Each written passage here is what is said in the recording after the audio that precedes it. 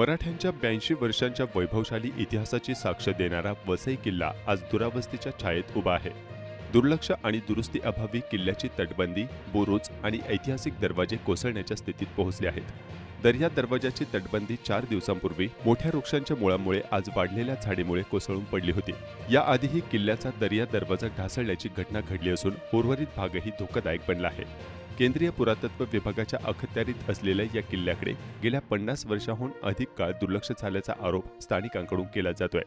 परिणामी बुरुज आणि तटबंदी जीर्ण अवस्थेत असून येत्या पावसाळ्यात मोठ्या प्रमाणात कोसळण्याची शक्यता वर्तवली जात आहे।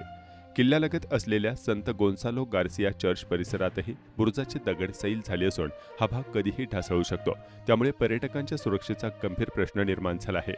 इतिहासात महत्त्वाचे स्थान असलेले बंद दरवाजा आणि दर्या दरवाजा हे मराठ्यांच्या आरमारी सामर्थ्याचे प्रतीक मानले जातात। याच दरवाजांमधून मराठी नौदल विविध मोहिमांसाठी समुद्रमार्गे रवाना होत असे, मात्र आज ही ऐतिहासिक ओळखच धोक्यात आली आहे। किल्ल्यातल्या वास्तू या नियमितपणे दुरुस्तीच्या अभावी कोसळत आहे। याआधी वसई किल्ल्याचा दर्या दरवाजा कोसळला होता आणि नुकताच वसई त्या दर्या दरवाजाच्या जवळच असलेली तटबंदी मोठमोठ्या वृक्षामुळे आणि तिकडे वाढलेल्या झाडीमुळे नुकताच गेल्या 2 दिवसापूर्वीच कोसळून पडली आणि पावसाची पहिली धार येताच आता उरलेली तटबंदीसुद्धा एका बाजूने कोसळून पडणार आहे। विभाग मुंबईच्या अंतर्गत असलेला वसईचा किल्ला गेल्या 50 वर्षांहून अधिक काळ तटबंदीची बुरुजांची दुरुस्तीसुद्धा झाली नाही आणि त्यामुळे किल्ल्यातल्या बुरुजांची आणि तटबंदीची अवस्था फारच दयनीय आहे आणि येत्या पावसाळ्यामध्ये याच्यावरती वाढलेल्या मोठमोठ्या पिंपळ वृक्षामुळे